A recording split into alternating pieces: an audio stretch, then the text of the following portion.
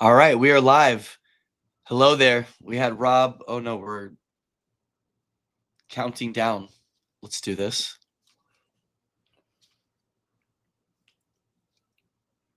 And now we are live. Welcome to a Tuesday edition of the Prop Stars.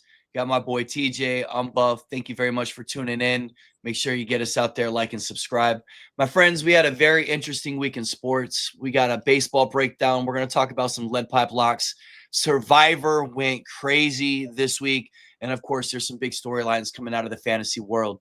TJ, what do you want to start with? It's good to see you. Obviously, you got a big game tonight. Yankees are down 0-2 to the Jays. I don't know if that's what you want to lead with, but that's what I was going to talk to you. You're wearing the hat. Yeah, I mean, it's a big game, right? Hold on. Let's backtrack a little bit, right? I think that I'm going to pass the mic over to you. You were with one of our loyal listeners yesterday, Mr. Eric Langen. Took you to the game, right? You're at the Monday Night Football game.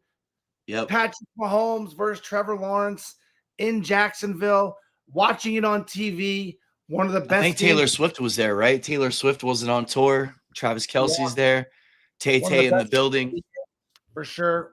Tell me about it. How was your experience there? How was the crowd? How was the energy? Oh, it was great, man. I will say Duval County brought the vibe last night. They were fired up, screaming Duval from the moment that we walked in. And it's crazy. Once they start the call, it just crawls all the way down the stadium. Everyone's shouting it out. The stadium was packed. It was my first Monday Night Football game. I was lucky enough to get down there with Eric. Thank you very much for bringing me, man. He drove the whole way to Buc-ee's and everything. It was great. And as soon as we walked in, it was electric. Everybody was ready for the game. Nobody was scared of Mahomes or the Kingdom. And it just felt like right there from the very beginning that the Jags were ready to fight. As soon as they came out, you just saw Trevor was focused. You saw Travis Hunter. He was really easy to identify in the game. He was wearing like pink cleats, pink gloves. He had on like a pink mouthpiece. And he was all over the place. They were subbing him in. It was really cool to watch him. He made this incredible catch late in the game. It was very acrobatic, got up in the air, high pointed the ball. It looked like Trevor shorted him too, because if you watch that play, like Hunter was gone.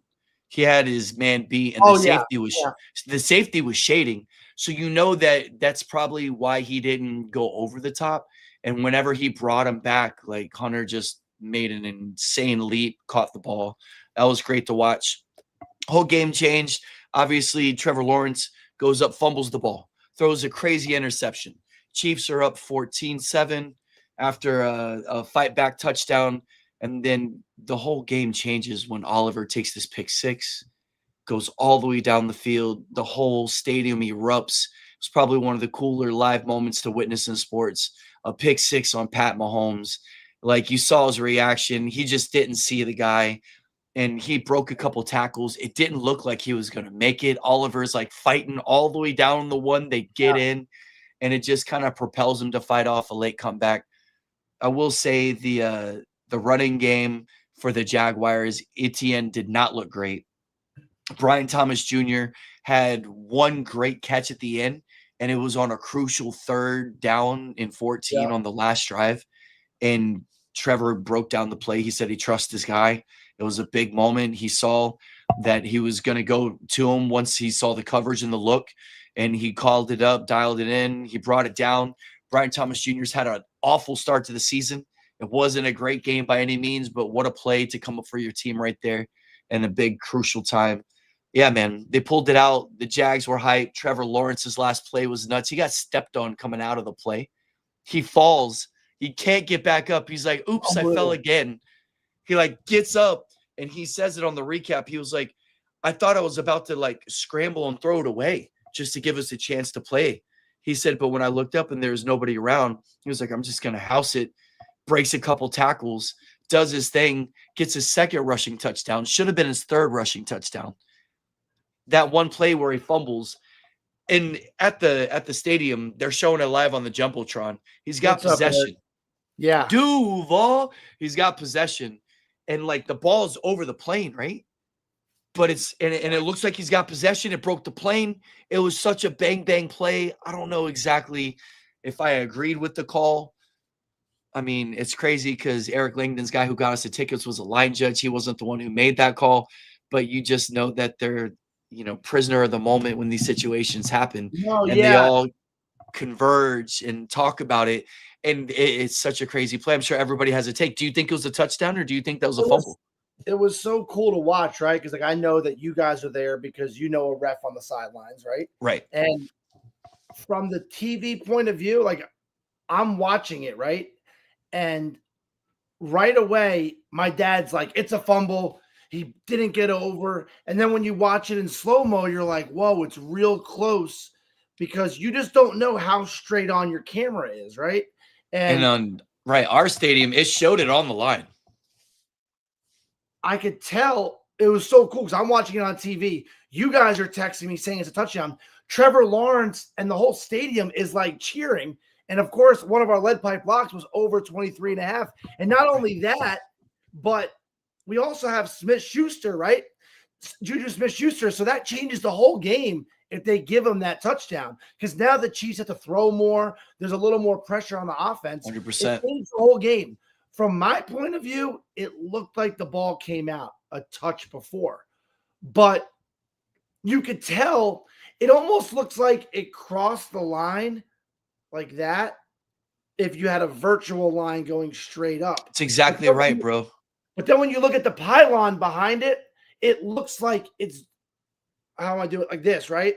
So if Right. here's the ball and my phone is the pylon, it looked like that, which would be a fumble, right? This is the goal. So the Right. pylon is weird, but if you go straight up with the line, it looked like it was that. And that's where I was so confused. And I wish you could have picked your buddy's brain about it, Eric's brain, the line judge, because isn't this what the virtual measurement's for? I know it's not a virtual measurement, but shouldn't this be the tennis technology that we've been waiting for, where you would 100%. be able to see if the ball is actually over? Like this should be the new age technology that would have been the perfect situation for that, right? I mean, Right. and it was interesting. It changed the whole dynamic of the game. It changed the whole dynamic of fantasy sports, prop bets, over-unders. I mean, I'm not saying we definitely hit the lead pipe block if that happens. I mean, life goes on, but it would have been nice. It would have been nice, man. And it's crazy because even at the first half, I was doing the math. It's like 14-7. I'm like, all right, you double the score, it's 28-14, the under. You know what I mean? But Yeah. Oliver just takes that pick six, and then everything just goes into kilt.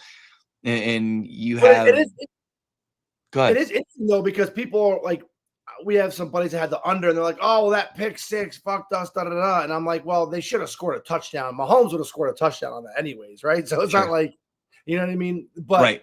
yeah, I thought this game had over written all over it.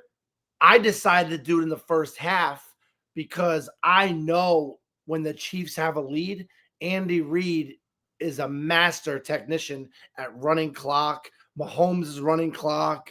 So I was just like, let's just take the over in the first half, take the second half out of play. And it's crazy when you feel like you're kind of on target with some of your bets, but you lose them. And sometimes Right. you're off target and you win them, right? So Right. we all know the way that works.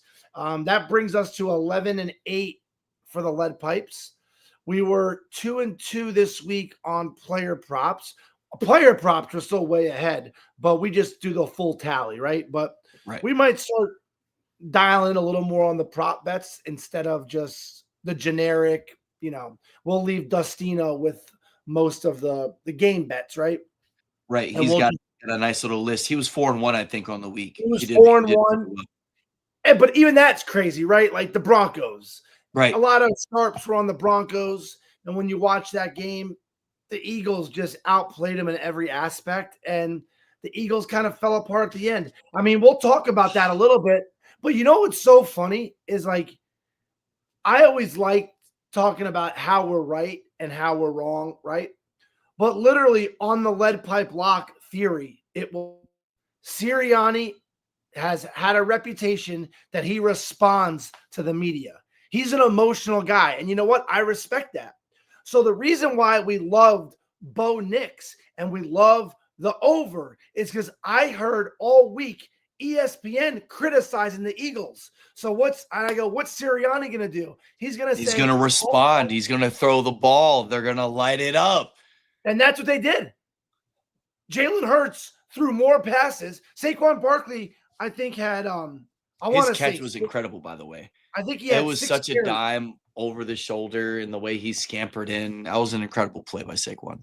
But I think he had 6. I'm gonna see really quick. But we said that Sirianni was going to respond to the media and throw the ball more. Jalen Hurts threw it 38 times with a lead the whole game until the end. So it wasn't like with the lead, the Eagles were up 17-3 for over half the game. Saquon had 6 carries. This is what we were trying to say, right? We were trying to say that Sirianni, A.J. Brown complaining, right? I guarantee Sirianni went to A.J. Brown after the game. Had to have a conversation. And was probably like, hey, you happy now? You got 8 targets. You had 5 catches for 43, but you had 8 targets. Devontae Smith, your buddy, had 10 targets. And we lost the game, right? And Devontae balled too. He was making big catches down the field all game. He looked great, but it's just like the Eagles' way right now is to run the ball. They decided to listen to the media, which we thought they would, and they would gun it, right? They would throw it. Jalen Hurts threw for almost 300 yards. He threw 38 times. And Bo Nix ended up hitting some props for us, right? Or hit the over yardage. The Ingram bet went over. But it was the perfect game script, and the Eagles were somewhat predictable. They listened to the media, and they lost the game, you know? Yep. And that's kind of another game where the Eagles looked lackluster in the second half, right? Like, again, just letting teams. I think they're bored, and I don't blame them. Yeah, I mean, like you said, it's so tough to keep getting up every game, and you already know that you're the better team or the formidable team. You're the defending champion. Yeah. You know that you're in this division where you look like you're going to be able to make it through to the playoffs again. And that's what you want to do, is just get ready for the playoffs. You're trying to keep everyone healthy. I don't know, man. Eagles don't look sexy, but here they are. They got their first loss, right? That was it. Yeah, there's no sense of urgency with them. And honestly, if you look at the NFL right now, I don't even know who's the best team in the NFL. Usually by now, there's like 2 to 3 teams we could be like, all right, are decided. Tell me who the best team is, and I'll tell you why they're not. Like, right? It's like Buffalo, obviously not. Right. Ravens, they just lost to the Patriots in the way they lost to Drake May. In the AFC South game I just went to, Jags and Colts are both 4-1. Yep. And it's weird, right? Because those teams might be the hottest right now, but do we truly think those are going to be Super Bowl contenders? Maybe. But you're looking at playoff teams, and you're looking at a Jaguars team who's searching for an identity, a Colts team who found an identity, right? And like, they know who they are. They're going to run the ball with John Taylor. And then you're going to sit there and play Daniel Jones off of that. Like, he's a complimentary piece. He doesn't have to be the main focus. I will say this. Trevor Lawrence is a premier athlete in the NFL. And he's got him scramble last night was awesome, by the way. He needs to be doing this. And I always say he doesn't use his legs enough. Yeah, he had 10 carries. But I will say this, and this can all change, right? Wu-Tang still thinks the Bills are the best team. Of course, every Bills fan, Bills Mafia represent, right? But when you watch Trevor Lawrence, I know he's learning offense, but the game has not slowed down for him yet. Like, he made some really bad plays, not just the interception where he threw it in the guy's chest. And you can't even say, and we know the receiver slipped, but that is one of those things where Brady would have thrown it, would have bounced it, and it would have skipped, and it would hit defensive back. You see what I'm trying to say? Those are plays you have to avoid. And there was a couple other ones. I think Trevor Lawrence is a great guy, great athlete, and he had like 10 carries last night, and he should do that more. But the game has not slowed down for Trevor Lawrence yet. He's only 26 years old. I think he turned 26 yesterday, actually. It was on his birthday, that game, beating Patrick Mahomes, a birthday win. And he was a reason why they won. But he has now, like everybody, look at the Sam Darnolds and the Baker Mayfields. We'll talk about that game in a little bit, right? But it takes time for these guys. And Trevor Lawrence is only 26. Now with the way Baker Mayfield and Sam Darnold are doing this and how they all shuffle through different coaches throughout their career, if you're like the Jags, I just think you make your bed with Trevor Lawrence and that's it, right? So it's a wonderful thing because the town loves him, dude. The city is in love with Trevor Lawrence. They all got wigs and hair and the headband and they rock the look, right? They support him, and he's like this prolific prodigy, or he's this incredible talent coming out of college, and he looked great with Clemson. He's got his best friend. He's got ETN with him. They both played together. I mean, they're comforting. They're building this team around him. It's like a form of coddling. Like it doesn't seem like anybody's upset with Trevor. They're just waiting on him to keep coming along. Is the whole feeling, right? And there's been a lot of, hell, Dak plays in Dallas. Your quarterbacks play in New York. Even Tommy Cutlets didn't get a great break. You know what I mean? Like the media in different places are just so ruthless. And in Jacksonville, it's such a comfortable home for him. And like, they're not calling for him. They're not asking for too much. They're happy with Trevor Lawrence. They're happy to have a guy of his caliber, and the city is very accepting of it. And last night, you could feel the arrival of Trevor Lawrence that the city was literally been waiting for. They were 0-8 the last, like, all the times that he's played the Chiefs. He hadn't beat them. They lost the last 8 times or whatever. And for him to get this win on his birthday on a Monday night game with the world watching, the city was just on fire. They were uplifting him. You could tell that was kind of the moment they've been waiting for to come out of Trevor. Was the vibe and the feeling, and everybody was talking about it. They're like, he finally did it. Like, you hear people saying he beat one of the Dragon Slayers. He beat one of the greatest, one of the top 4 quarterbacks we always talk about. He beat him, and he's got a better record than him. Yeah, I'm watching the highlights right now. He made some amazing throws. And I think that, like, you're just going to, and like, I'm not even trying to be hard on the guy. It's just, I mean, Jeff's on record of saying, I love Trevor Lawrence. He's just the greatest thing since sliced bread. Yeah, we've heard all this. So it was interesting to go there and watch it in person because, like, there's this rhetoric that we hear about how everybody expects more from such a blue chip. And then you see the city and they're like, no. We're happy with Trevor. We're not listening to anything else. He's in a bubble, dude, and he's safe. He's protected. And Trevor's the man in Jacksonville. I'm going to tell you that right now. Yeah. I think you make a great point there. I think you cannot have a better fit with the coach, with Trevor Lawrence and that city. I was Trevor Lawrence's father or brother. I would not want him in New York City. You know what I'm trying to say? 100%. He's not made for Dallas. Yeah. And I would want him in this kind of small market. And hey, he outdueled Mahomes yesterday.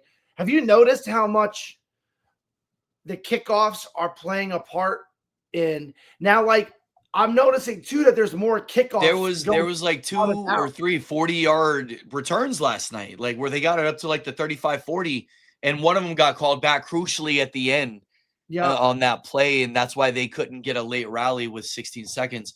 But yeah, these kickoffs, like, they're not allowed to move. You're seeing a little bit of wiggle. You're seeing some space, some gaps, and there's been only 1 touchdown, right? But like, we've had some big returns. A touchback now is, do you know what a touchback is now? Because I actually just remember, I forgot about it, but do you know where they get the ball on a touchback now? It's a 35, right? Yeah.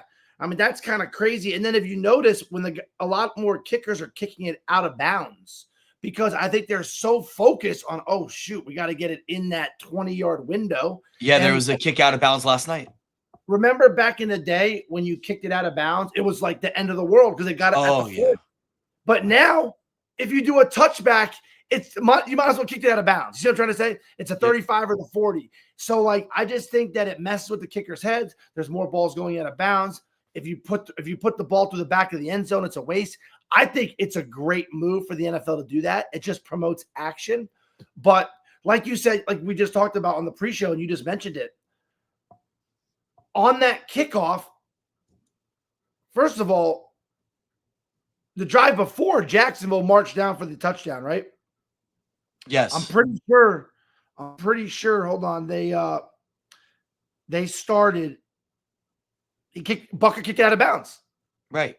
That's a big deal. Jacksonville started on the 40 instead of 10 years ago. Jacksonville would have started on the 20. You want to know why? Because Butker just would have put it through the back of the end zone. Right. Now you put it through the back of the end zone, gets it on 35. Butker gets it out of bounds. It goes to the 40. This kickoff thing has changed late game scenarios. Like you're literally so Jacksonville Butker for the Chiefs kicks out of bounds. Trevor Lawrence is one play away from field goal range. That's what I'm saying. Like you have such big legs, and Cam Little kicks the ball 70 fucking yards, TJ. On one first down, you're at the 45, and they're in his range to go ahead and boo. That's crazy. You're one first down away. You're one play away from getting your kicker immediately on the field. It's almost like if you're a golfer, right? With me and you, I just rather be closer. That's the way I am. But I understand if you're a pro, there's golfers that they hate being 70 out. They want to be 120. Of course. They'd rather be 100 because they have that dialed exactly. in, right? Now, the reason why I bring that up is Butker and all these kickers, they just want to kick through the back of the end zone. But now they can't. So now they got to kick it in that window, which I know it's a lot harder. It's got to be cute. Therefore, they're being cute. Therefore, it's going out of bounds. And if they kick it too hard, it's a touchback. It's almost like going out of bounds in golf because who wants to get in the ball at the 35-yard line? You're a 15-yard run away from midfield. And now how far kickers kick field goals, I mean, they can kick it from the 40-yard line now pretty consistently. That's a 57-yarder. Almost every kicker in the NFL. Now, you don't want your guys to kick 57-yarders, but almost every kicker in the NFL right now can kick 57-yard field goals. Right? It's crazy to think how much this new kickoff rule has changed everything. Now, I feel like it hasn't changed the over-unders a lot, which is weird, but who knows? Well, I feel that what we're seeing now is just like a little preface of what's going to happen in the playoffs. And like you said, there's going to be some late game scenarios late in the year when divisions are on the line, playoff spots, yada, yada. And people are going to be making these bumbles, these mistakes. It's going to be a pressure-cooked moment, knowing that you got to put the ball in there. You got to stop the return. Like last night, I'm telling you, like there was a couple of kickoffs that almost broke out. Like you're seeing it. Like there's going to be some breakout kickoffs. Like it's definitely great for the NFL. I love it because it makes the players play. Nobody wants to see a down play, a dead play. Yeah. You want every play to mean something, and every kickoff matters now. Yeah, and that's why the NFL is at the top. The extra points now mean something, so more teams go for two. The extra point isn't a wasted play, and now the kickoff, which was a wasted play for a long time, is now not. What about – I know we don't talk a lot about our own fantasy matchups. Right. But how about me in the big league? I'll say this, right? We all have our leagues, right? Everyone listening – we all have our leagues that mean more to us. The big league, not only is it a big buy-in and it is, great Christmas money if you win it, right? But it's very important to all of us, right? And there's sometimes in our group, like our group chat lights up every day. But I'll be honest with you. When I win in the big league, my wife and I fight less that week, right? 100%. My kids are getting better breakfasts in the morning all week. Because I won in the big league. You are in first place right now in the big league. Humbly, yep. I just beat two back-to-back first place matchups I had to go through, by the way. I beat a very loyal listener and a rivaled podcast. I say rival as fun to be a joke, but we love the uninformed fan. But I beat Jeff. The score was 140.20 to 140.15. That is 0.05. That is a half a yard. And the play that it came down to was absolutely insane. Buff, did you watch the final, couple minutes of the Bills-Patriots game? Absolutely. Because I'm starting to do the math in my head. I'm trying to talk to Mark. We're trying to figure it out. Obviously, I have a $4,000 MDR in the private room back there. Right. We just closed out, thankfully, so I could go watch the final 2 minutes. I didn't get to watch, I'm at work. I don't watch the game until later on the replay. But I got to watch the final 3 minutes. And I was asking Mark, the one thing I was most worried about was Bills had to get a pitch back play, right? So he has Kincaid and Shakir on the field. Not only do I have to hope they don't catch a ball, I have to hope whoever catches it doesn't pitch it back to one of them and they run for a yard. Because they would get credit for that yard. Yes. And then I was thinking, what if they got 20 yards? But then they pitched it back and the Patriots fell on it. Then it would be a It's a fumble. fumble. Yeah.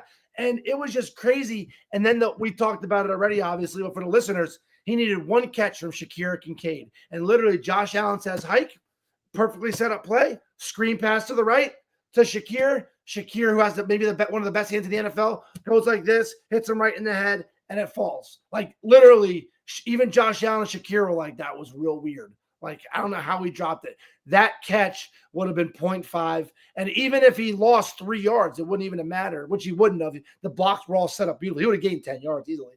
But that's how Jeff. The Shakir catch was vital. It was crucial, and I couldn't believe that he dropped it. And fantasy is absolutely incredible for those reasons. The agony of defeat and the thrill of victory are just so weighted, especially in our big league. And then you're talking about a rivalry. You two were just watching the Miami FSU game. Yes. And you just stuck it to him. So you sent him to bed, pissed off, just to wake up. Yeah. And then here you are. He's taking shots at you all day. You're taking shots at him. You're good gaming him. You know, he hates it. He's just like literally beside himself. It was funny though, because I text him good game in the group chat, right? Right. Because I'm a 94% favorite to win, right? But I text him in the group chat. I go, I'm not just saying this, but I think, or I'm sorry, I text him privately after talking shit in the group chat. And I'm like, I truly think we're almost a coin flip. Now, ESPN, what's up, Tyson? ESPN had me at a 94% favorite to win, right? Right. But I'm only up 27. Yeah. And I have nobody left. And he's got 2 guys. Kincaid and Shakir. How am I? Like, ESPN fantasy app is garbage when it comes to the percentages. And it's slower now with the new. And update. You know, they use IBM Watson to do these numbers. And these are supposed to be the real lifetime and percentages of what you have to win or lose. Like, okay. You know what really hurt me, which I didn't know, is Keon Coleman was in the doghouse. Yeah. All week he did something in practice that pissed off the head coach. So he only sat out the first drive. But we also know what that means, right? Like, he's in the doghouse. They're probably putting him in less sets. And I'm going to see right now what his percentage of snaps were, right? Probably went down for sure. Not the percentage of snaps, but just curious on how many targets he had. He had 4 catches for 23 yards and he had 7 targets. So he was a little bit involved. But Kincaid and Shakir led the team in targets. And that's what I was going against. I just felt like the percentages were way off. I thought it was going to be really close. I did not think obviously it was going to be that close. But like I said, I sleep better. My kids have a better week. My wife has a better week. My customers at work have a better week if I win in the big league. That's a big 3-2, man. Just for you to sit there and to kind of right the ship and to get it right and to pull a couple moves and to make a couple, trades that were highly scrutinized and questioned within the league. And here you are just still trucking along 3-2 on the right side of it. Let's get into Survivor. Tyson's here. I know he's got a bone to pick with the Arizona Cardinals. Oh my God, let's talk about the Cardinals game because why 40% of the pool, right? 40% of the pool got knocked out on Arizona. Yeah, so almost half of the pool got knocked out of our Survivor. Most of it was Arizona. Some of it was the Rams, right? But they're saying that this loss, the Arizona loss, could be the worst loss in regular season history. Like, right. So I'm breaking. That's how bad. And if DeMercado got screwed or not on that play, because it's so close. But think about it. You have worked your whole life. And that will be, I'm going to say it right now. I don't think I'm going crazy here. That will be the biggest play of DeMercado. If DeMercado ran a touchdown there, that would have been the biggest play of his career, right? I would say most running backs, there are Hall of Fame running backs. Hall of Fame running backs that haven't had a 75-yard. You're talking about a time, too. They were up 21-3, I think. It was 21-3 or 21-6. Either way, they're about to go to 28. I know that. They're about to go 28-6. Yep. He breaks off a 70-yarder, fumbles it, pulls a Deshaun Jackson, and just drops it right before. This is the second time Unbelievable. it's happened in 2 weeks, by the way. Right, exactly, because it was Adonai Mitchell who did it last week Yep. for the Colts, Yep. right? So he drops it right before. You could just see how sick Arizona was. Kyler Murray was in and out of the lineup, and all of a sudden this game goes from being a blowout and in the easiest survivor game to pick, everybody was on. And I'm on record. I took Arizona already a couple times in both of mine. So I already got him out. So I'm watching, hoping that Arizona loses, but at the same time, there's no way they're going to lose. And then DeMarcado drops this ball. And then they end up going down and getting a touchdown. And the flukiest play that I've ever seen in the NFL happens. And we even talked to the NFL line judge about it, right? We wanted to talk about the Arizona play. And so Cam Moore drops back, throws the ball gets picked. The guy is kind of diving to the side. So he hits the ground, loses the ball after he made a football move 2 steps. So it's a legit fumble. It's on the ground. When the ball is on the ground and everybody's pursuing, somebody kicks the ball. Yeah. This is where I asked the line judge, I'm like, are you allowed to kick the ball? Like, if I'm sitting there, I see people are diving it and I'm savvy with a soccer ball, am I allowed to poke at it, pick at it, manipulate it, pop it up? And he's like, no, it would have been called dead. But the fact that it was deemed an accident, the ball's live. Yeah. So the ball gets booted, deemed an accident, right? Because everything's discussed and replayed. And it goes into the end zone just for Tyler Lockett to be Johnny on the spot and get them the touchdown. That so many things were impossible for that play to even happen, just for it to be this awful interception that turns into a ridiculous fumble to the luckiest touchdown ever to put them in a position. And then Arizona comes out, shits the bed, and they kick the game-winning field goal. Pandemonium ensues. Survivors get knocked out. And everybody looks at it as maybe the worst loss in NFL regular season history. Yeah, and I know that there's people that are in the survivor pool. There's 144 entries. Some of them watch the show, and we appreciate that. Thank you, guys. We're going to start getting in more depth in the survivor pool and start giving shout-outs to people as we narrow down the field. Obviously, 100%. Half of the field got knocked out this week.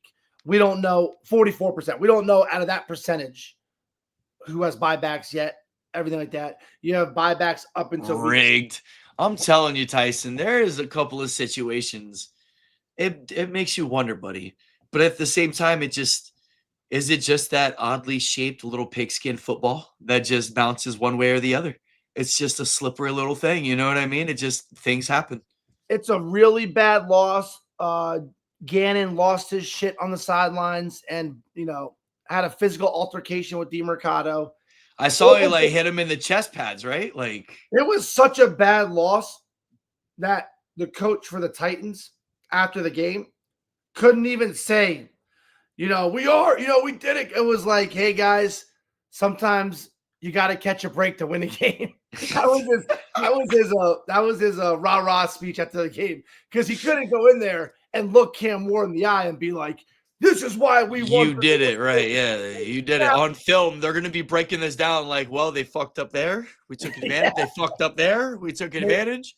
Two of the biggest mistakes ever. But with Survivor, 31 people got knocked out. 25%. Let's do percentages, way easier.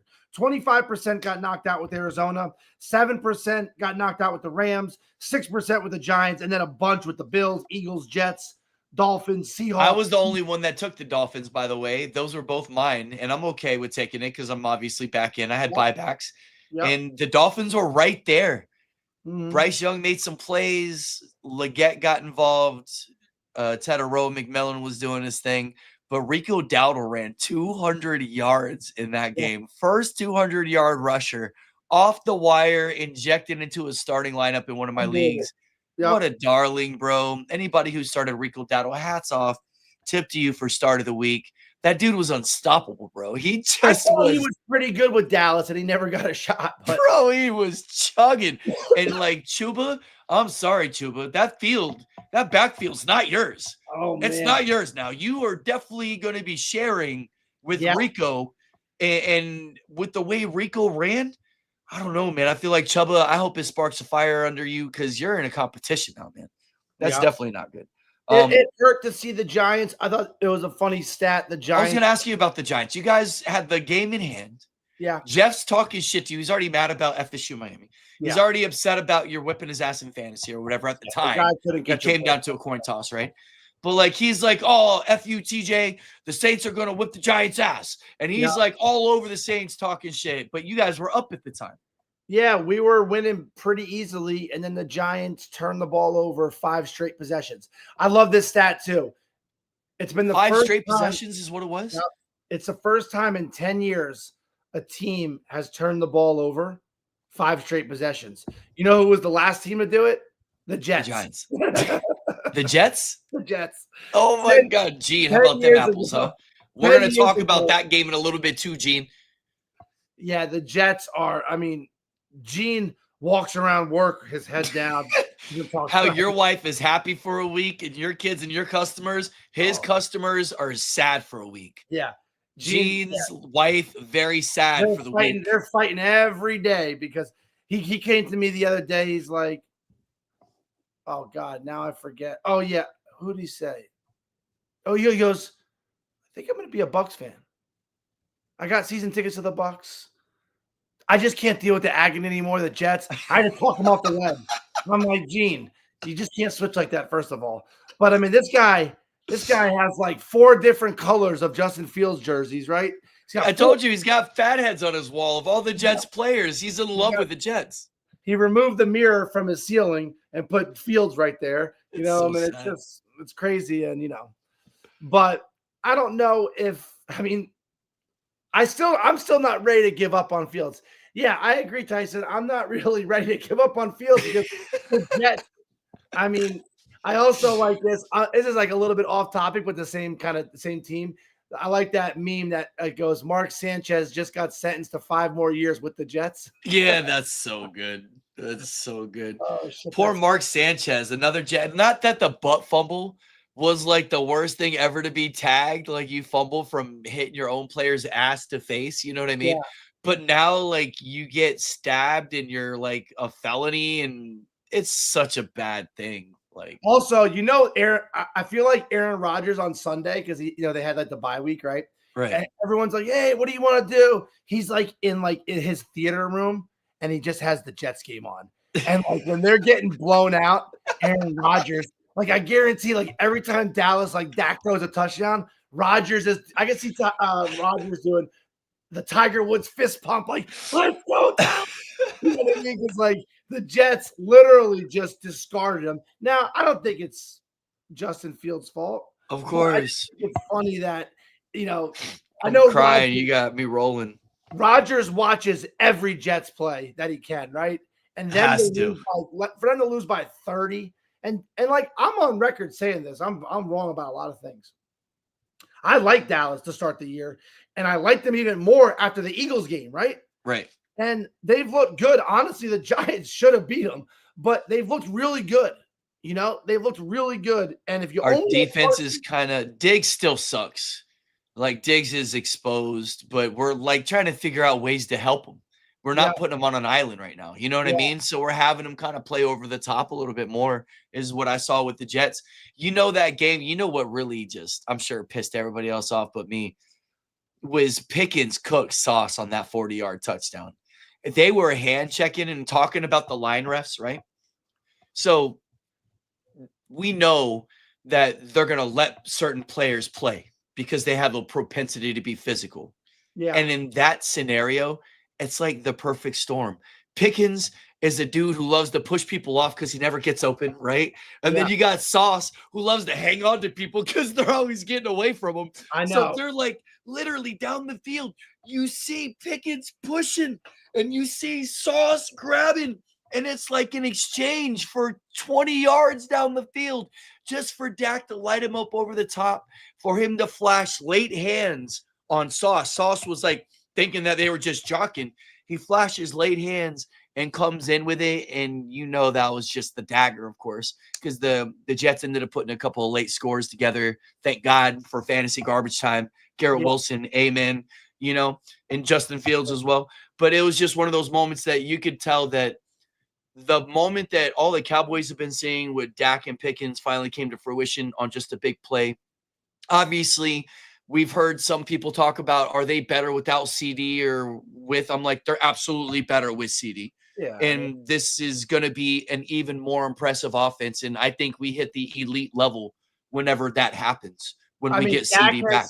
Dak has silenced the critics. Yeah, you're right, McWhopper. I mean, I don't know. DeMercado might not have a. I mean, he's gonna have a job. He's so explosive. He broke out a 75-yarder, bro. I just can't imagine. Like, it's I've just played sports as a your kid. job is to score touchdowns, TJ. I was telling this to Eric yesterday. No matter what, on offense or on defense, your job is to score a touchdown for the most part. Other than if you're an offensive lineman, even then you might pick up a fumble and you run down to the other end and you score a touchdown. To get one where you break out such a beautiful play and then just to drop the ball, I just don't get it and what it is to not want to finish through. Yeah. To hold it. And we've seen too many plays over the last 15 years, really, that have happened like this. And it's only now more days than it ever was before. It never really happened in the 90s, the 80s, in old football. You just didn't see it. Because the fundamentals were different then. Like, and coach, sure, I just don't understand how it happened. Because, like, I don't care if I won or if I lost, if I'm a coach. It looked just like Deshaun Jackson, the way he dropped it before because he knew he was gone.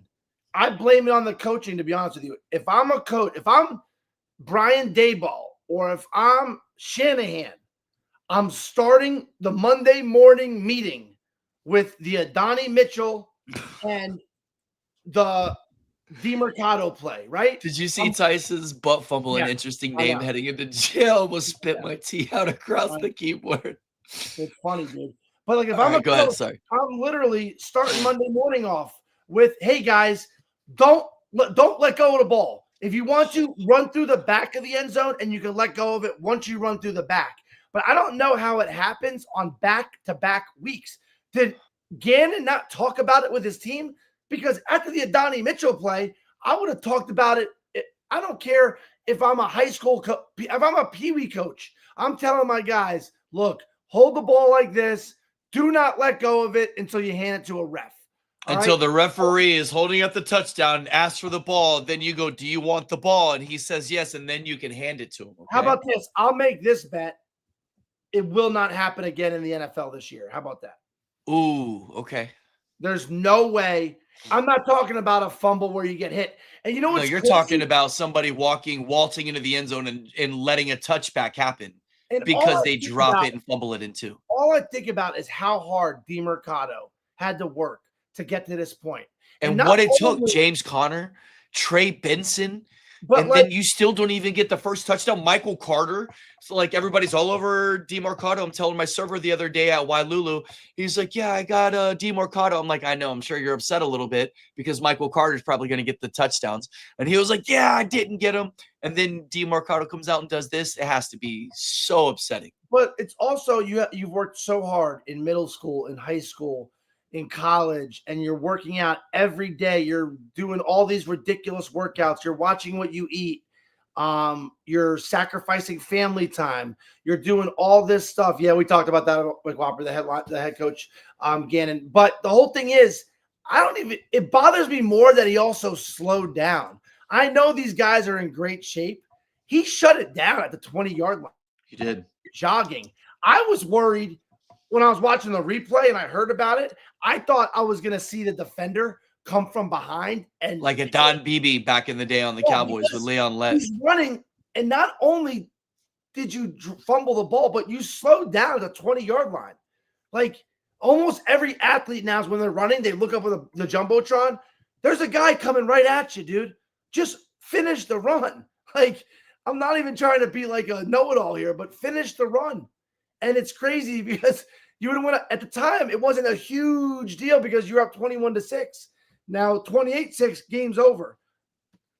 And it was a huge deal. It was a huge deal, man. All right, so going into the We already talked Survivor. Do you want to? Oh, do you want to talk about? I guess we'll preview that. I was just gonna say we could talk about that for next week. But you know who the Titans are playing? They're home. They're at the Raiders next week. Just Yeah. another little plug I and mean, play right you were there on for record. those. I You were think on it's a great spot for the Raiders. Yeah, you were on record last week saying you like the Raiders over the Colts, right? I said the Colts would blow them out. I think the Raiders are horrible. I don't trust the Raiders in any aspect. Yeah, they might be Tennessee, but yeah. They did not look good. I'm gonna tell you that. Indy definitely dwarfed them. It did not look good. There was not a lot going on there. Bowers was not playing, and Genty was shut down. Yeah, it was ugly. Yeah, Venom. We'll get our producer to work on that. We'll get you added on, buddy. So yeah, I just think that let's start breaking down some of the games because we're starting to wind down a little bit. But let's go with I think next week, you might want to attack the Raiders. We can talk about that on Thursday, really. But let's talk about the Thursday night game.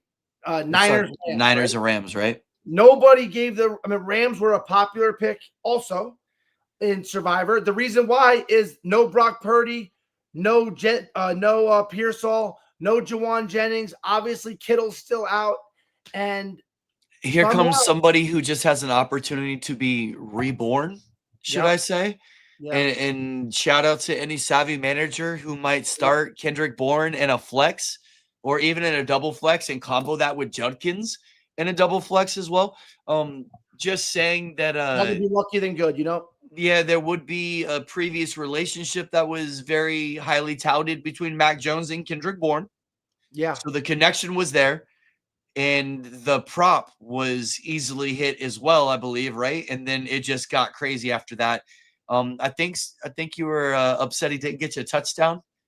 Yeah, I mean, the guy had a career game, and I was having fun with Jeff there. But I mean, it was Mac Jones and him had history, right? And it just shows you that when you're building a roster, and as a GM, you got to build. There was a big fumble. I know McWhopper. You got to build your roster accordingly. John Lynch has done a great job doing that, and he went to his depth, right? I mean, no Pearsall, no Jennings, no Kittle, no Ayuk. I mean, the whole team, no Brock Purdy. And look, they still beat a team that if the Rams win that game, we might be saying is the best team in the NFL, right? Right. Seriously. We might be saying that because they had the Eagles beat, but it was a blocked field goal. Their offense looks incredible. Puka looks amazing. Stafford looks great. Kyron Williams looks great. Blake Corum looks good. Devontae Adams looks good. I mean, that whole team is loaded. Their defensive line looks good. And also, I will say this. Trent Williams was getting slack for maybe getting too old and not looking good in training camp. I have never seen a left tackle dominate like he did that game. Yeah, he was literally taking two. There was one time two guys were coming blitz, and he went like this and kept them both off. Now, Mac Jones was getting rocked all game, but he would have got hit a lot harder if it wasn't for Trent Williams. Absolutely. And what's crazy is the Niners, they're on record. They have one of the easiest schedules in the NFL. They've had some close wins against some bad teams or whatever, or teams that aren't the greatest. But they pull out a gutsy win like this on the road against a divisional opponent when you're extremely shorthanded. Then it doesn't even get any easier for them. This is like kind of the crux of their schedule. Then next week they go to Tampa. So Tampa's going to have their hands full. You know that Frank's going to be chirping at Jeff all week about this. Yep. So here they go. What'd you think about the call on fourth down? I mean, some people, I think we all agree he went for it and that was the right move, right? You don't kick a field goal in that spot. No, you go for it. Yeah. But a lot of people he was hard on himself. First of all, Kyron Williams is not that fumble that Mick Whopper was talking about was an incredible play, dude. Yeah. It was an incredible play. That whole series and the way that the Niners defense stood up at the end of the game, who wasn't hurt was a lot of the Niners defense. It was more the offense. No, but honestly, the defense is hobbled too. And that's why, no Bosa, but still, you're right. It was a great stop on the defensive line. And Kyron Williams is not, he's little, he's quick, and he is not your short down back, right?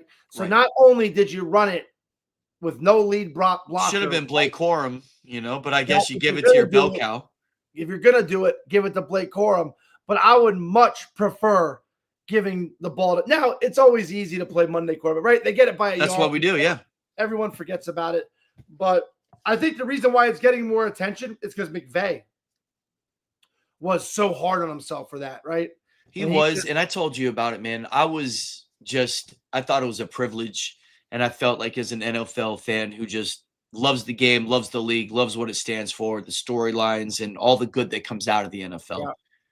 To see McVay and Shanahan dueling it out against each other, like I just feel that we are in the midst of watching two of the greatest ever to do it, just here in their prime in a divisional game. They get, paired up a couple times, then you get playoff matchups as a bonus, yada yada. And watching them duel it out, like McVay wanted that game so bad over Shanahan, and that's why he's beside himself. Yeah. And Shanahan wanted that game so bad, and that's why he is so fortunate to walk away again as a victor. And I know that McVay has to be pissed. He has to feel like he let that one go.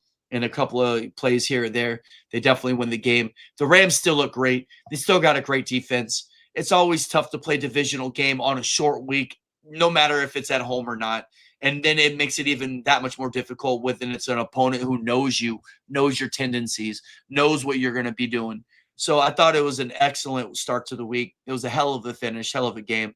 And I was just very, very privileged to watch those two coaches, man. They're going to be some of the greatest to ever do it. No, yeah, I agree. It was it's fun to watch. Let's bounce around to some of the more, some other great games. I feel like. Obviously, we already talked about the Cards and the Titans. We talked about the Cowboys rolling. How about let's talk about the Ravens getting steamrolled by the Texans? Yeah. Right?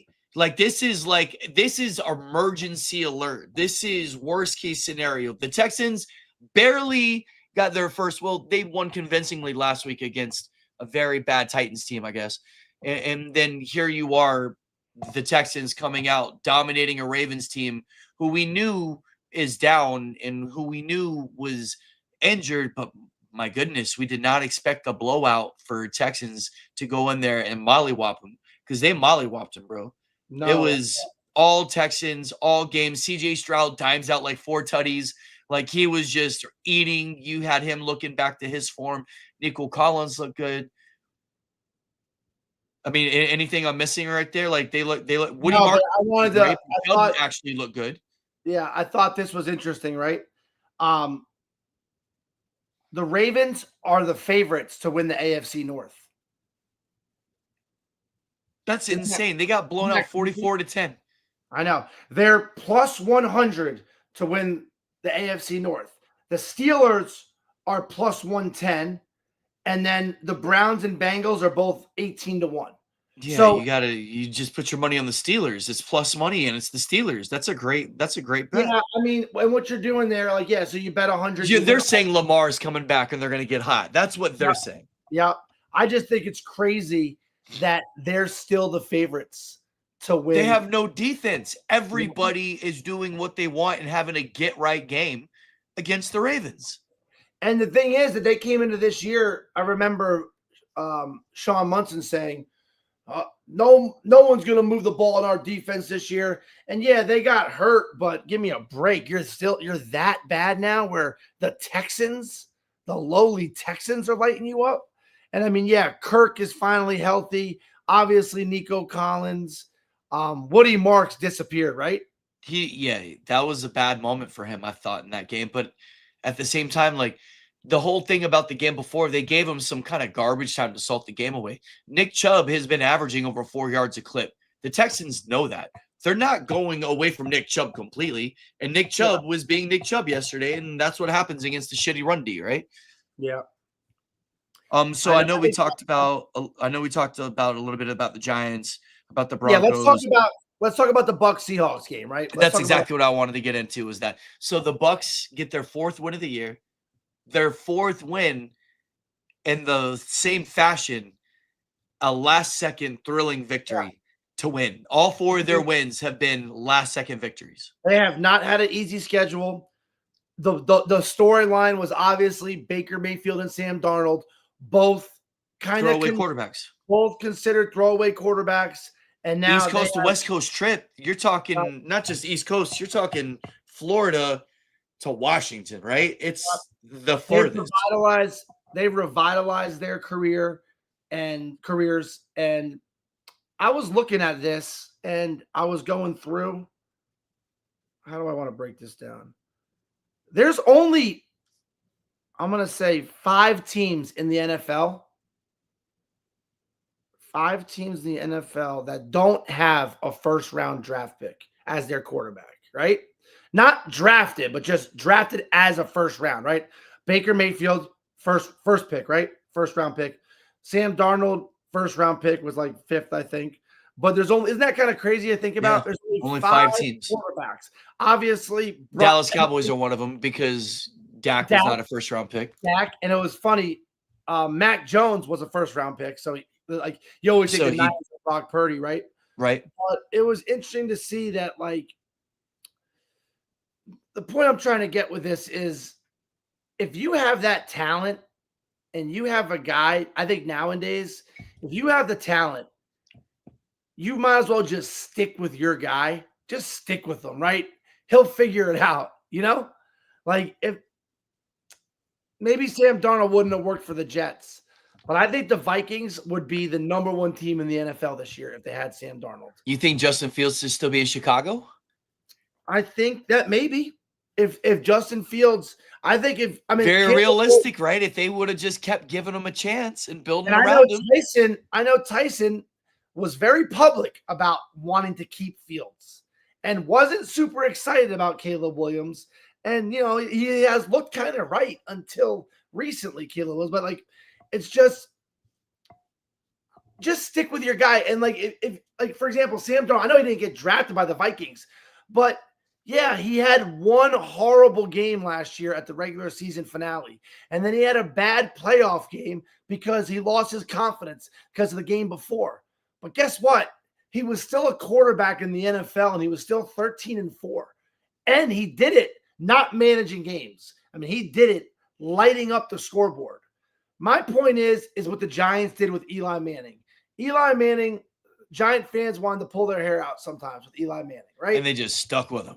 But because of his name, trust the process. Trust the process. Name, yeah, we stuck with him, and he got you a couple rings, right?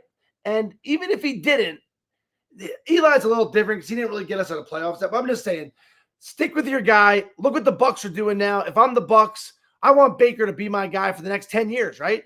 I think Baker's going to be a guy that plays until he's 40. He's what, 30 right now? I mean, the guy, he loves to be mobile. He loves to run people over. He's going to have to quiet down that a little bit if he wants to. Yeah, Baker's 30.5. I'm just saying, like, give me Baker and Sam Darnold for the next 10 years. Like, that's what I'm trying to say as a Giant fan. We don't know if Jackson Dart's the guy yet, but now we have 10 to 12 games to figure it out. Now, on to that topic really quick. Did you see how bad Arch Manning looked against the Gators? Oh, my God, dude. I mean, it's bad. DJ Lagway. Like, just not good. The Texas Longhorns and Arch Manning project. Obviously, the name's going to get him through. But I don't think it turns into a Shedeur Sanders situation by any means, which is kind of ironic. But do you think that Arch Manning goes into the league and says, I don't want to play for a team too? Well, no, but Arch Manning is not even getting drafted in the 7th round right now, right? So, no, of course. He's still got development. Do you think he even comes out? I'm just saying, I think he ends up being okay, right? He's probably I don't think he comes out. I know everyone's so highly touted. He probably doesn't come out this year. Probably has to stay another year. Come out next year, right? When you look at his stats, they weren't horrible. I know the game was really bad, though, but he was 16 for 29, 263 yards, 2 touchdowns, 2 picks, right? And keep in mind, he sat on the bench for 2 years. I think Kyron's fumble was worse, McWhopper, by the way, in the comments, just so you know. Yeah, me too. I think that I remember hearing whispers in camp that Sarkisian didn't love Arch Manning. And I remember last year when they asked, when Ewers was struggling a little bit, and they were like, have you thought about going to Arch Manning? And his, like, it was a prophetic, no. Like, not even close. And then you kind of see, like, Arch Manning, there are some real concerns there. And it's crazy to think that people were talking about tanking this year to go get Arch Manning. And they were like, New Orleans is going to tank just so they could get, the Manning back, Archie to Arch and all this crazy stuff. And it's just, a name to get you really far. Stick with Spencer Rattler, like you're saying. That's your guy, New Orleans. Just build around him. Stick with him for 10 years. Spencer Rattler is going to be the dude. He's going to get you there. Who day, man? Who that? Now, Rattler's not a first-round pick, right? So, but yeah, I guess he was obviously. I'm just throwing shit. Yeah, I know. But he was one of the 5. Oh, let's talk about this too. What about the draft class from 2 years ago with Caleb Williams? Yeah. Drake May, Jaden Daniels. Yeah. Bo Nix. I think Jaden and Caleb play next week, by the way. I think they get to play next week. I think Jaden and Caleb play next week. Wow. Yeah. That should be fun to watch. That's going to be a great game. I think we might look back at that as maybe the greatest quarterback class of all time. I mean, they're definitely lighting it up. Drake May just looks so decided and unflappable. I don't see nervousness. I see poise. And he looks like a young man. He's so young. He looks like a kid out there, dude. But he's just got legs and he's tough. And I feel like he's the perfect New England quarterback. He just has the mental traits to be a smart player. I love Drake May, and I have him obviously in our big league as my backup behind Dak. And I think I did great getting both of those guys because if anything were to happen to either one, I'm fine. Yeah, we had one of our loyal listeners, Eric, obviously send us this, but May and Allen through their first 16 starts, Drake May is light years ahead. Now, Josh Allen was a project, and Josh Allen has came Drake out. May is a pedigree. Yeah, Drake May had a little more high competition snaps, right?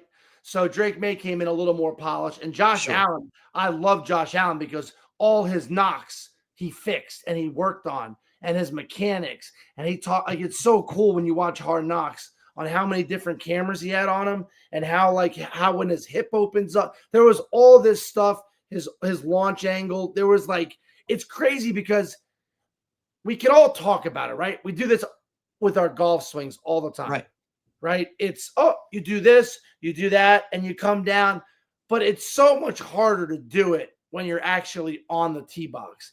I can work on my swing right now in this room, and it'll be perfect, right?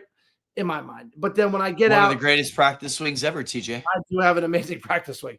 But it's once you get out there, right? Literally, you could do all this great stuff, and the club head could just be like that. And now you're hitting it's a slice and instead of a perfect straight shot, right? It's the same thing with football. For you to be able to work on your mechanics, but to actually work on it and be able to do it in the game is why Josh Allen has propelled himself, right? But anyways, go back to this draft class. Let's do the 6 quarterbacks, right? We had Penix, Bo Nix, Drake May, Caleb Williams, Jaden Daniels, JJ McCarthy, right? If you had to rank those right now, we know who 6th is going to be, right? Who's 6th? JJ McCarthy. Okay. Who's 5th?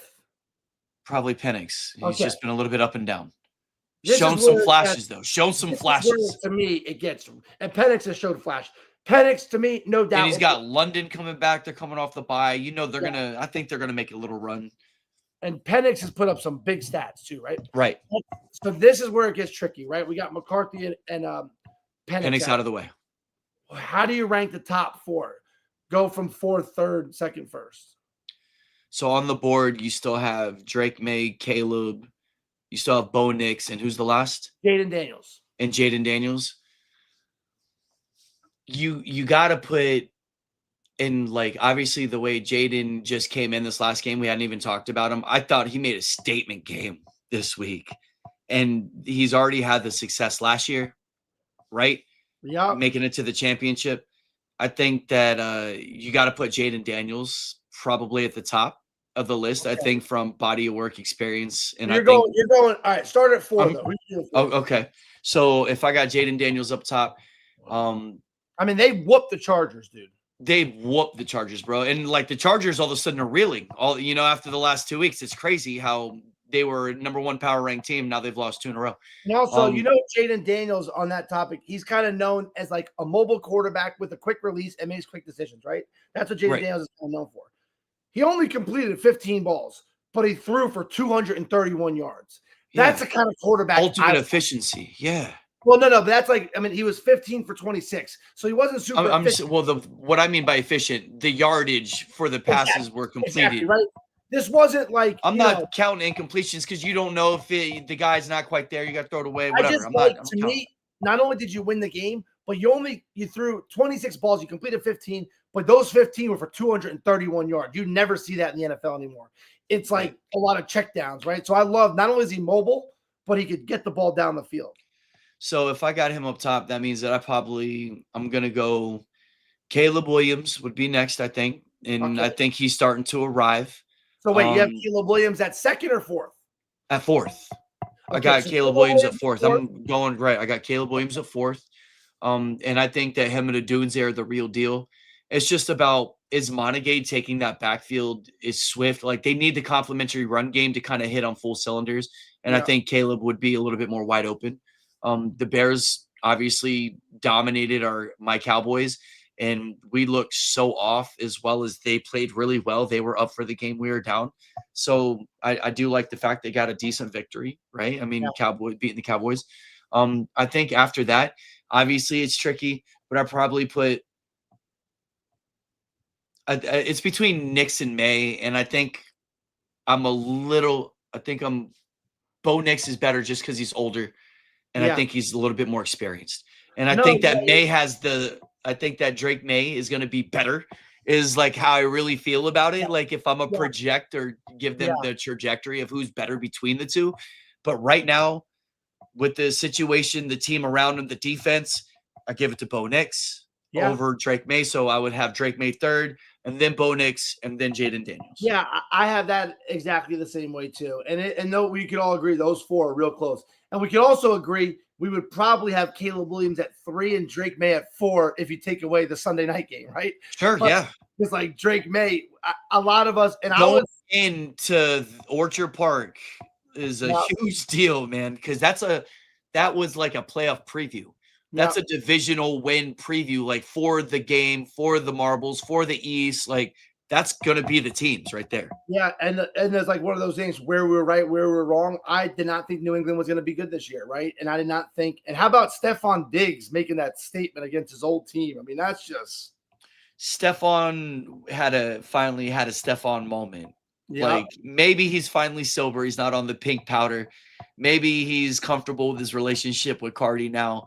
Either way, it finally looks like they brought him in to be this like – twitchy underneath guy that could hit you over the top too, and he's supposed to be like the everything route runner. He has a reputation. He can run every route, dude. Yeah, he's amazing. Incredible. He's a great receiver. He's a little long in the tooth, right? He's been around for a long time. I mean, you think the Stephon Diggs moment was that Minnesota catch in the playoffs, right? Or was it in the regular season that they made the playoffs because of that play or whatever it was? Yeah, and he like catches it, runs up the field, takes off his helmet, just unbelievable.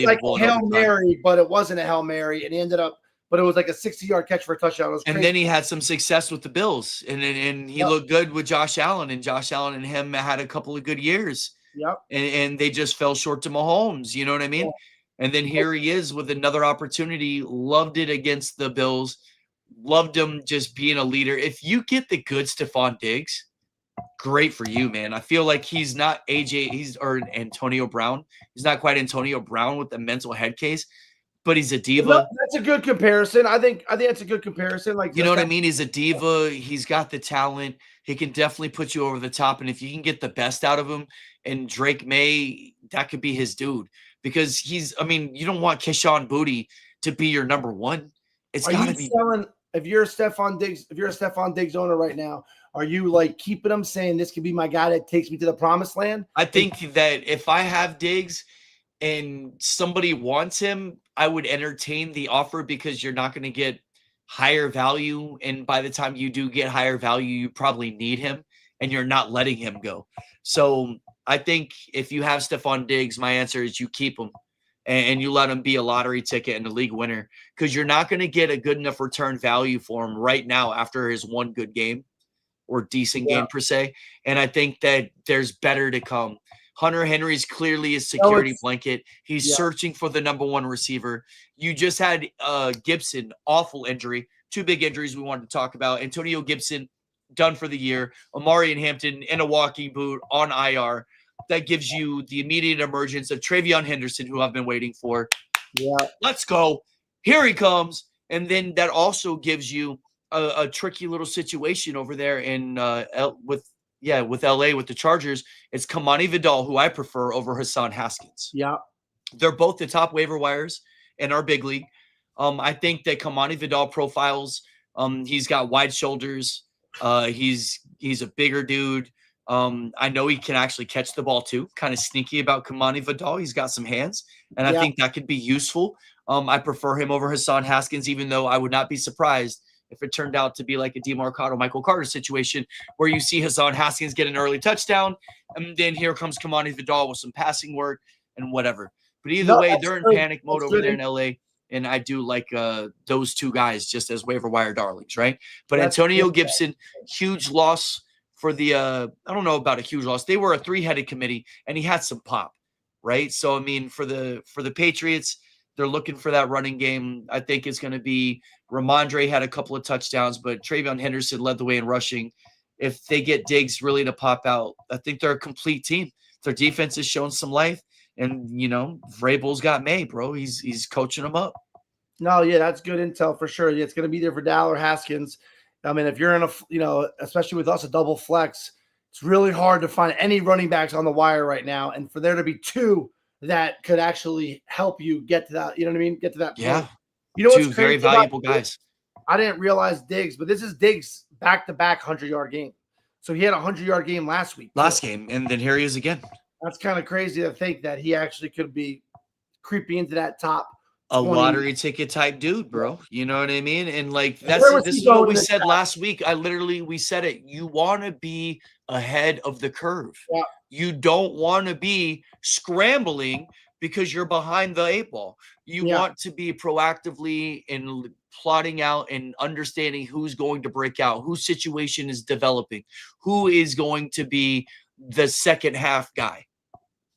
Yep. And Diggs is that dude. I'm telling you right now, for New England, Diggs is that dude. He went 90th in our draft. If you could get a guy 90th, that could be a 100-yard receiver. Yeah, pretty cool. You take the words right out. No, yeah. So back to what we were talking about. So isn't that crazy to think? You have Caleb Williams. We both have Caleb Williams at 4, Drake May at 3, Bo Nix at 2, Jaden Daniels at 1. So that means if we did the draft today, that's the way it would go, right? Now, maybe Drake May and Bo Nix are, but like Caleb Williams would not be the first draft pick off the board, even though Caleb Williams is trending in the right direction. He's getting his receivers the ball, right? I hope DJ Moore kind of starts getting going a little bit, but I think that it's crazy to think that if we were to redo this draft, it'd be Jaden. Caleb Williams would be going to the Giants. Right.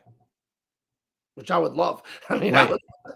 I'd be so happy to have Caleb Williams. I bet you he wouldn't paint his nails in New York. I'll tell you that right now. Yeah, I don't know about that, but I don't even know. I don't know if he would or not. But yeah, I would still be dogging him about it. I would not be happy about it, but I think Chicago media is tough. It's not as tough as New York media, bro. New York media, like he would have been like taking his first brushstroke. They'd be like, "What are you doing?" Like, I mean, they just be like writing this shit right there. Trump, though. 2 cities that I think are more on the liberal side, and 2 cities that hate Trump. No, I agree. I mean, but on that note, oh yeah, let's talk about baseball really quick before we end. Yankees big game tonight. We're rolling out with Schitler. I think that he could do it. He's got to save your season, bro. I don't have a lot of hope, but and like Jeff and I were talking about this yesterday. It's tricky when it's a 5-game series, right? And I like the first series being quick. I just wish these other They were all series sevens. would be sevens. But I understand why. Baseball has a reputation of being too long, anyways. So you just want to get it going. Every game counts. The Dodgers had a huge win yesterday against the Phillies. Yeah, Phillies Cubs, made a late run. They almost Cubs came again go back. up. Cubs again go up in the first inning 3-0. And then right away, what's up with the Cubs pitching, man?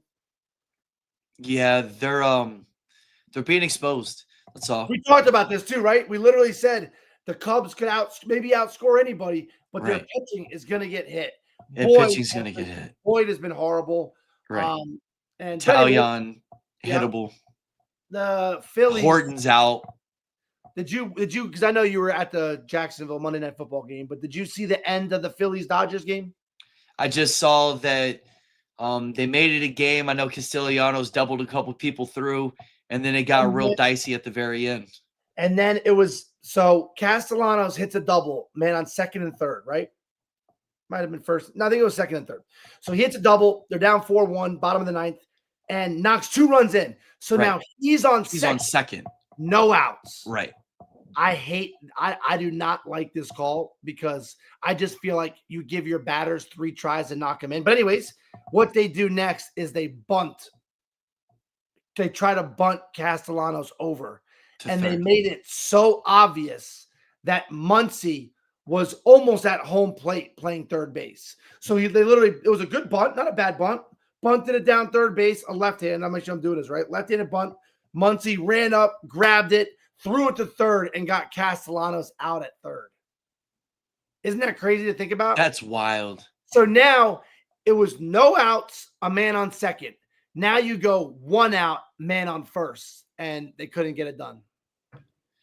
That's a bad call. I think you have too talented at bats if you're Philly to even play that game. You want to know why I don't like either? You're already down a game at the bank. Yeah. We talked about it. It's the toughest place to play in baseball, and you're playing the toughest team in your division. Like, you have to win this game. You have to get him across, and you have to give it. You tell everybody, you go up and you hit the fucking ball oppo, and you go oppo. You make sure you just push it. You get something that way just to get him on third. I don't care if you pop flight. Yeah. You get him around to third, so anything gets him across. You have 3 tries to move him without a bunt. But also why I don't like it is because that man on second wasn't the go-ahead run. It was the tying run. So, like, I would rather – I mean, it wasn't a horrendous call because it's a common thing. But I just don't like it because let's say you bunt him over, right? Man on third now, 1 out. Now, that guy up to bat, if he strikes out, now it doesn't matter if that guy's on second or third. See what I'm trying to say? Yep. Because a base hit would have brought him in from second anyway. A base hit still scores him from second either way. Exactly. So, like, it was just one of those things, and it cost him the game, you know. Probably cost him the series. You're not going to go into LA and I think beat them twice when you're pitching. You already gave him your best 2 shots if you're Philly. I think LA's got that wrapped up. I still believe in the Yankees, dude. I don't think you're cooked. I don't think you're cooked at all. I think, you need some ghosts to come out. You need the ghost of Yankees past. You need Jeter to show up. You need I'm sorry. I said it was Schittler. It's Rodon. I'm so sorry. It's Rodon going against Bieber. Bieber's very hittable right now. I feel like Bieber is not the same Bieber that we've seen in the past yet. I like your chances. You got 2 at home. You just got to push it. Obviously, you got to start with this win, but it'd be nice if you could just be convincing tonight and, like, just make sure that everybody knows by the 4th inning we're playing tomorrow. You know what I mean? Like, just make it obvious. I'm hoping we ran to a killer in your Savage. I did not know he was that nasty. Your Savage is nasty. He got me the fantasy title in the other league, bro. He's disgusting. He had 5 innings, 11 Ks. I mean, it was gross. And it was, it's been a little demoralizing. I do think that we put a lot of energy into that Boston series. You know what I mean? And it's tough to get up with a rivalry game in the first one. With your other games that we do have going on, right? You have the Tigers. That's the interesting one, right? Tigers Mariners. Like, we thought the Mariners were just gonna have a cakewalk. Yep, I thought so. I mean, you already have Milwaukee. They're done, right? We're not even going to talk about that. But when it comes to the Mariners and the Tigers, this is going to be a matchup. Now, Scoop Ball was getting lit up, right? Drew Ball got He hit. gave Right? up he gave up a couple homers. Like, Yeah, he's not, like, looking great, and I feel and it was Polanco of all people too, like, I know. Polanco is just dogging him, and I feel that if you're not gonna get by on your Cy Young Award winner, um, Seattle's definitely the favorite, but that really just kinda dampens Detroit's chances. You want to know Th why? Yeah, you're right. And you want to know why I'm like nervous as a Yankee too for this game is we Max Fried got hit. I thought Fried would get hit by the Blue Jays. Why? They have so many good right-handed bats. Right. I mean, it's Springer, it's Bichette, Yeah. it's Vladimir Guerrero, and Rodon. I have a weird feeling I think we're gonna have to put up 5 runs plus to Yeah. win the game. I If can I see it. can have, and I mean, obviously, I'd love for Rodon to go 6 innings and give up no runs, but I'm hoping Rodon can give up 3 and 6. To me, that would be a win. Sure. And then it'll be up to our bullpen. Don't put Luke Weaver out there. Put in the other guys, and let's hit up Bieber for I think this is gonna have to be an 8-6 kind of game. You know what I mean? Yeah, you need Rice, you need Stanton, you need everybody to come through today, bro. You need Judge to I be think we're gonna Judge. hit. I think we're Yeah, gonna you're hit. gonna hit, dude. We could keep them off the scoreboard. I mean, the Blue Jays have been smoking hot. What Yep. are you gonna do? Yep. But I think that's what I gotta say about baseball. I think the Mariners Tigers are interesting, and I think you still got life. I think you're the only 2-0 team or 0-2 team that has a chance. You know what I mean? Out Yeah, of out of the other teams and whatnot. And I think it's because you do have the bats for it. You just gotta have them show up. yeah, Exciting week. Obviously, we'll be back on Thursday, everybody. We're going to be previewing Survivor. We're going to make sure we get you some good lead pipes and some good player props. There's some great games this next week. It is NFL Week 6. Waiver wire additions. Make sure you go out there and check out what you got going on. Make sure you're playing matchups. You have bye weeks aplenty. This is the time to trade. You're starting to see players develop into league winners. You're starting to see players who are going to start devaluing and losing their positions. So please make sure you're staying active in the trade market. Never be in a league and never be the guy who's not talking. Never be the guy who's not trading. Never be the guy who's just staying put. Like, always be active. You have to be active on the wire. You have to be active with trade markets if it suits you. I'm not saying to get rid of your team, but at least be involved. Be involved. yeah. TJ, you got anything else? Yeah, I mean, really quick, I'm looking at some big waiver wire pickups that I know are available in most leagues. Jackson Dart loves Theo Johnson. Theo Johnson was on record last week. I think that's a good one to mention again. He's going to be a great. He got the first touchdown this week. Yeah, Looks like he's yeah. going to be a force going forward. Obviously, you mentioned Haskins and Vidal. I think Wicks could be a very sneaky play if you need that. Dubes is coming off that 3-touchdown game over Dallas, had the bye week, right? Yeah. So Romeo Dobbs, last year he had 4 touchdowns. This year he's already got 4 touchdowns. The next one eclipses his whole body of work in a total of 17 games last year. How much is Romeo Dobbs really going to continue to go off? I think Wicks is a great pick. Yep. And like Jordan Love likes Wicks, right? There's no Jaden Reed. And Jordan Wicks was not involved in that heavily offensive Cowboys game. Right. Green Bay plays the Bengals. I think that's another great survivor pick. Green Bay off of a bye week. You know what I mean? They're not losing to the Bengals. They are not losing that game. They're not, and I was thinking about putting them through for one of my safe picks because obviously out of buybacks, want to make sure I get through. And honestly, I'm not in love with Green Bay going forward either, just because Minnesota has a sneaky defense. Detroit is Detroit, and Chicago's descending. So you don't want to end up late in the year in Survivor betting on Green Bay against a divisional opponent when they're pretty fairly matched with all of them, right? Yep. Yeah, keep on. I'm trying to find this one stat I heard. I'm just double checking it to make sure that it's right. But it was something along the lines of Jacksonville last year caused 7 turnovers, and they've already caused 13 this year.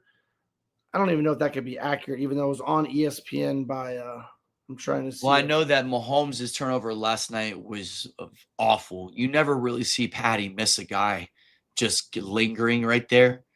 And Oliver was just literally in plain view, dude. And he just didn't see him. He was focused on the route. And for them that was a tricky. I thought it was a little reckless by him, but I just know, not playing quarterback, but I know playing Madden, like the guy runs two quick slants, right? Yeah. Yeah. This linebacker from over here was supposed to be over here, but he came across and Mahomes kind of threw it late, Yes. and therefore it gave. But I mean, it was reckless, but you could also understand like why he threw it. And Mahomes was watching the jumbotron right after he did it, because so it's 13. Jacksonville has caused 13 turnovers this year. It's week 5.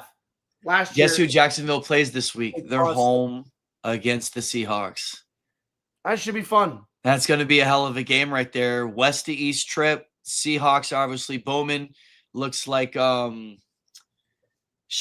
been a vulture over there. You already know. Jason's the truth. They had Torrey Horton signing again last week against Tampa. He's breaking out still. Another guy who's off and on the wire. There is literally 10 teams right now that I could picture being in the Super Bowl. It's the most I've ever seen. Bears Commanders are Monday Night Football, dude. Go through the NFL really quick. Go to standings. I'm going to rip off these teams, then we're going to go. Can you see the Bills in the Super Bowl? Obviously, yes, right? Yes. Can you see? I don't think Patriots, Dolphins, or Jets just yet, right? Yeah, but Patriots are on the bubble now. Patriots are on the bubble. You could move them to the bubble. You know what I mean? Okay, they're outside of the tops, but they're inside the top 10-ish. Let's say this. Can we see these teams in the second round of the playoffs? Let's do that, right? Yeah. Buffalo, Bills, New England, yes. Patriots, yes, right? Pittsburgh, yes. Yes. Cincinnati, no. No. Baltimore, yes. No. Right? I'm going to say no. No. I had Baltimore going, I think I had them going to the damn Super Bowl. I did not think their defense was going to be this awful, and until we see him shore it up, I can't give them any confidence. Houston and CJ Stroud dropped 44 on you in Baltimore. Yeah, that's true. What? Okay. Good to know. Colts, yes, right? Yes. Second round of the playoffs, saying. Jacksonville, yes. Texans? No. No. Chargers. Too offensively inept, and I don't think they're going to have enough weapons. Yeah, Chargers. Man, yes. Yes. Yeah. Denver. Yes. Chiefs. Yes. Yes. Philly. Yes. Washington. Yes. Dallas. Yes. Yeah, me too. Obviously, Giants, no. Lions. Yes. Green Bay. Yes. Minnesota. No, I don't think they're going to make it. I think they falter. Bears. I think Minnesota got out to a quick start. Bears, yes. I can see the Bears doing it. I can see Caleb Williams getting hot with that offense. The Bears figure out how to play defense. I think Minnesota's going to finish last in that division, just the way I'm looking at it, because I don't believe in J.J. McCarthy or Carson Wentz. I know. I mean, Wentz did drive them down the field, though. I know. You got to think. Who could? Yeah, but I'm not. I say that Wentz drove them down the field, but we all know that Cleveland's defense anywhere other than across the seas is better. You know what I mean? I think if that game is anywhere in the United States, obviously I don't think Cleveland's defense gets gouged. Well, I wasn't super impressed with Minnesota, but I was really impressed that I was like, I had them in Survivor, so I don't have a buyback yet left, so I was really watching that game, and I was like, there's no way they're gonna march on the field against Cleveland, right? Myles Garrett's too hard, but they did. So yeah, but okay, fair enough. Chicago, we both agree, is fun to watch and could be there. Tampa. Yes. Yeah. Atlanta. No. Really? Yeah. I mean, I think that they're showing it, but when you get shut out by the Panthers, like, that gives me a lot of red flags. A 30-0 shellacking at the hands of Carolina. I don't care if you're on the road, bro. Like, Carolina's not a bad environment. Yeah. Yeah. Okay. That just gives me question marks. I don't think they make it. That's all. I just think we got 5 weeks of knowledge. We got 5 weeks of history right now. And, like, I can see their offensive weapons, and they got Bijan in London. But, like... And Pitts. Right, and Pitts. Right, and Mooney, sure. I mean, we could talk about their offense. But, like, and they got these stud, like, CBs. I don't know, man. Like, they're not playing up. That's all. They're just not playing up. You took away that Panthers game, though. I feel like I'm okay taking away your worst game. But whatever. Okay, you're okay taking away a worst game. All right, then... Yeah, I mean, if you take away the worst game and that never happens, Atlanta looks the part. All right. So then in the NFC West, San Francisco.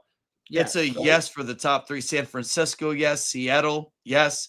Rams, yes. I mean, literally, okay, so 1, 2, 3, 4, 5, 6, 7, 8, 9, 10, 11, 12, 13, 14, 14 make the 15, playoffs.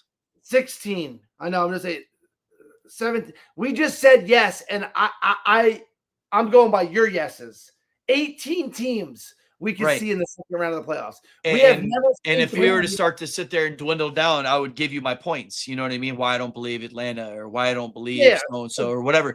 And you can tit for tat, but no, 18 teams out of 32, TJ, right? We have never seen this much parity in the NFL. We've never seen this much parity in college football. We've never seen this much parity in the NBA and MLB. It's hard to judge, but it's what it is. What it is. But I think that just the way everything's working out now, the super teams are kind of dying out, and the Chiefs. It's getting a just little more lost to the Jaguars. Monday Night Football. A few years ago that the Chiefs had the Jags on the ropes. Remember? Yeah. It was like, I don't know. I think it was like pre-COVID when Pat was in his early run, and they were up like 21-0 at half or some shit. Remember? And like it was bad. They were up big on the Chiefs, and the Chiefs came back and just like. Oh, okay, maybe you're right. I remember when they were up on the Chargers. The Jaguars up on the Chargers really big, but either way. Right. Either way, if I'm confused, I wouldn't be surprised. You might not be though. But yeah, it's one of those moments for them to beat the Chiefs. Like the Chiefs have just had the Jags number. They've lost the last 8 in a row, and for them to come up and to join the Colts to be 4-1 in that division, that was. And we both were saying it's between the Jags and Colts, right? So we give ourselves credit when we're right too.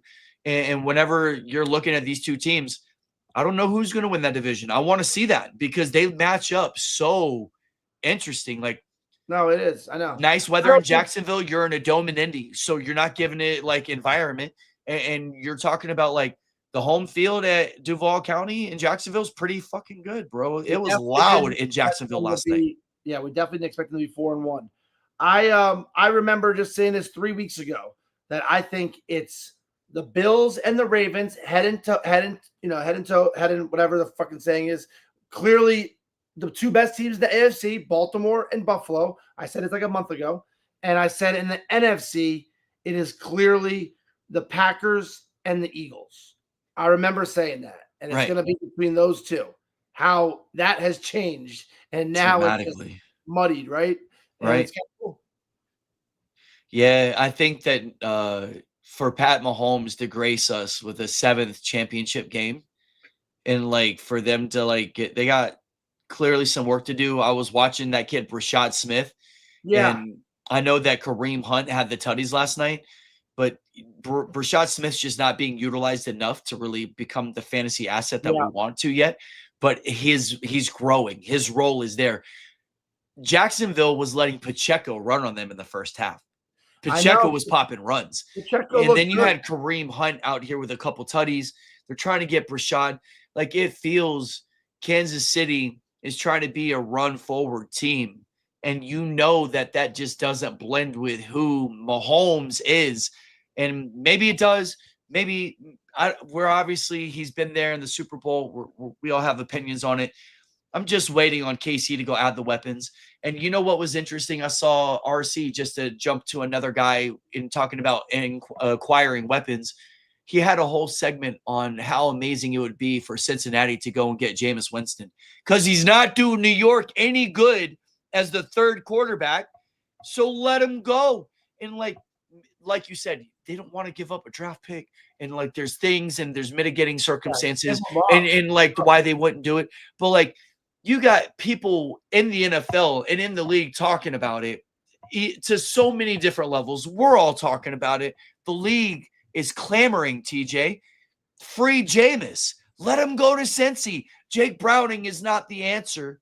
It's set in stone. So let's go give them a chance. Because look, Jamar Chase isn't going to show you what a $140 million wide receiver looks like with Jake Browning.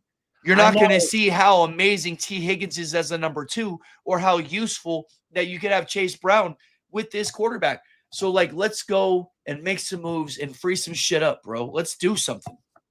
Okay, but let me tell you, let me play devil's advocate really quick there.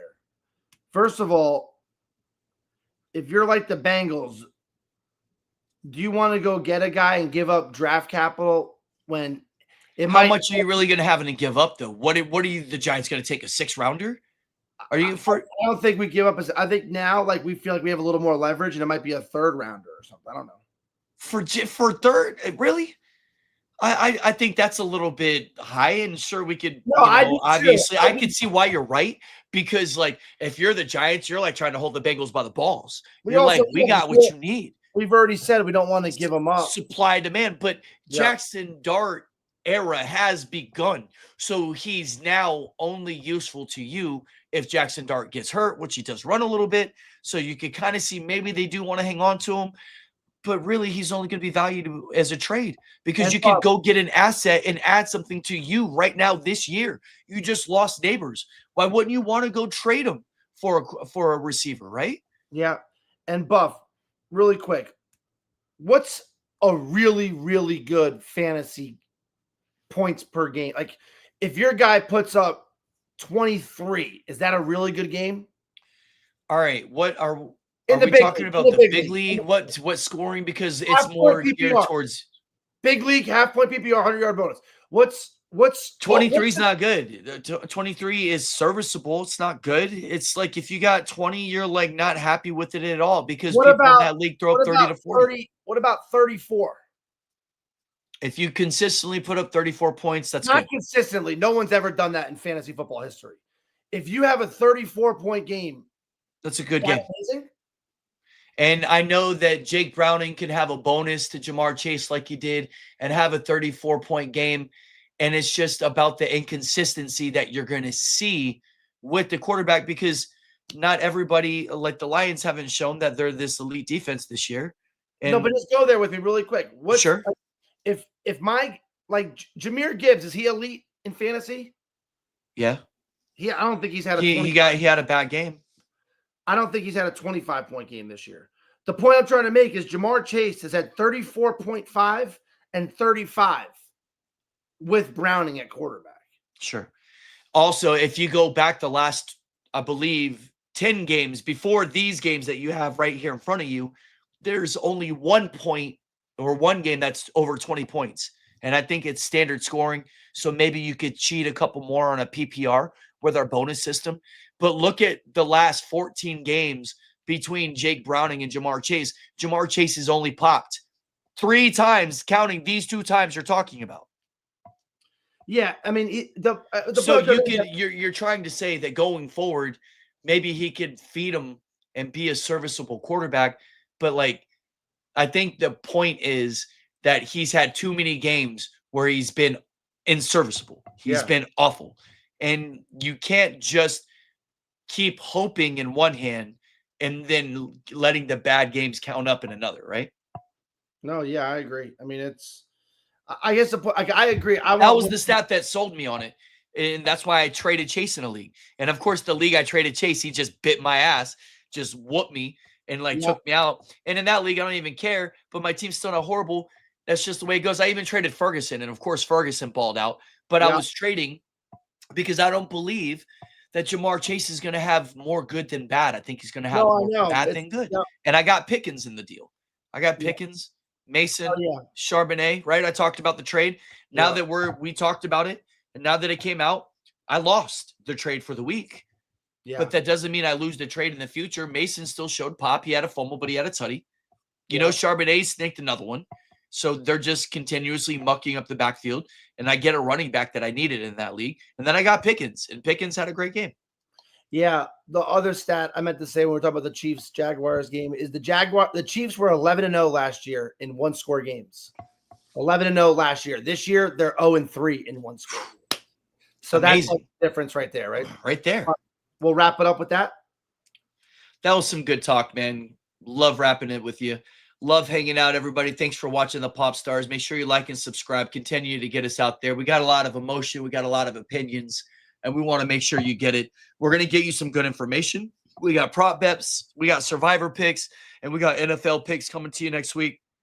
We'll make sure we are here, or on Thursday, not even next week, just here in a couple days. Make sure you're here with us, all right? Prop Stars out. One love. Have a great night.